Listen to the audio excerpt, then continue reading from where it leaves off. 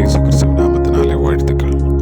இந்த காலை பொழுதிலும் ஆமோஸுடைய புத்தகம் 5ஆம் அதிகாரம் 14ஆம் வசனத்தில் இப்படி ஒரு வசனத்தை கர்த்தருடைய வார்த்தை நமக்கு கொடுக்கிறது. நீங்கள் பிழைக்கும்படிக்கு தீமையை அல்ல நன்மையை தேடுங்கள், அப்பொழுது நீங்கள் சொல்லுகிறபடியே சேனைகளின் தேவனாய் கர்த்தர் உங்களோடு இருப்பார். இங்கே மிக முக்கியமான ஒரு தேடுதலை குறித்து வேதவசனம் சொல்லுகிறது. பிழைத்திருப்பதற்கு தீமையை தேடாதிருங்கள், நன்மையை தேடுங்கள், அப்பொழுது நீங்கள் சொல்லுகிறபடி சேனைகள் தேவனாய் கர்த்தர் உங்களோடு இருப்பார். எவ்வளவு அற்புதமான ஒரு வார்த்தை! இந்த காலை பொழுதில் கர்த்தர் நம்மோடு இருக்க வேண்டும் என்று சொன்னால் நம்முடைய சொல் விசுவாசத்தோடு வெளிப்பட வேண்டும். ஆண்டவர் நம்ம சொல்லுகிறபடி நம்மோடு இருக்க வேண்டும் என்று சொன்னால் நன்மையை தேட வேண்டும். எதற்காக என்று சொன்னால் பிழைக்கும்படி. கர்த்தர் நம்மோடு இருக்கிற பொழுது நாம் என்ன செய்ய முடியும்?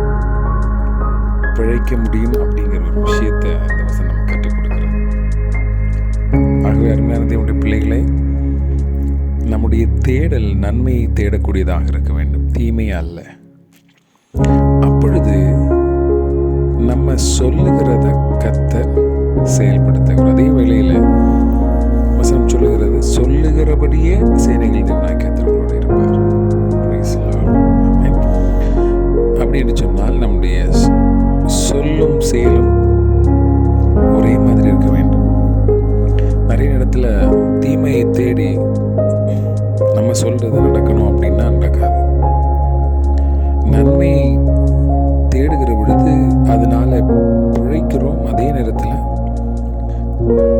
நம்ம சொல்லுகிறபடி கர்த்தர் நம்மோடு கூட இருப்பார். கர்த்தர் நம்மோடு இருக்கிற பொழுது சகலம் நன்மைக்கு எதுவாகவும், சகலம் நேர்த்தியாகவும், சகலம் வெற்றிக்குரியதாகவும் மாற்றப்படும்.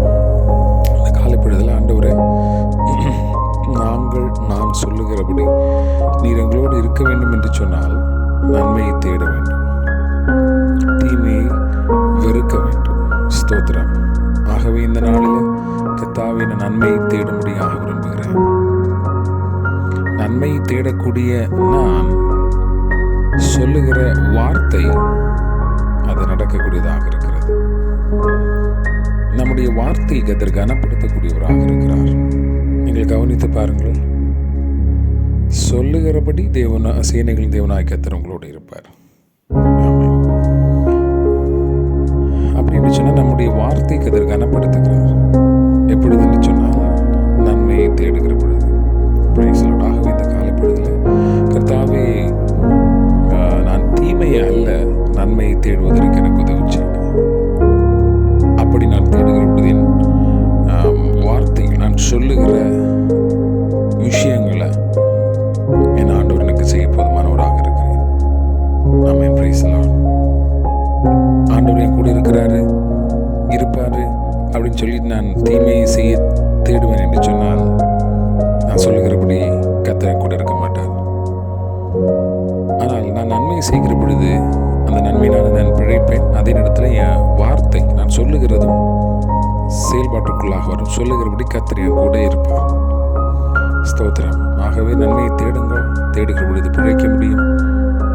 பிழைக்கிறவனுடைய வார்த்தை சொல்லுகிறவருடைய கர்த்தர் அவனோட கூட இருக்கக்கூடியவராக இருக்கிறார். ஆகவே இந்த நாளிலே கர்த்தர் நமக்கு அதை தந்து ஆசீர்வதிப்பாராக.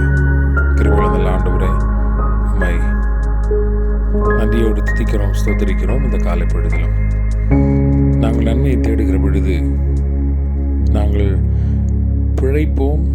அதே நேரத்தில் நாங்கள் சொல்லுகிறபடி கர்த்தர் எங்களோடு இருக்கக்கூடியவராக இருக்கிறேன். இந்த காலை பொழுதிலும் நன்மையை தேடி ஆண்டவரே, நாங்கள் பிழைக்க முடியாது, சொல்லுகிறபடி கர்த்தர் எங்களோடு இருக்க முடியாது.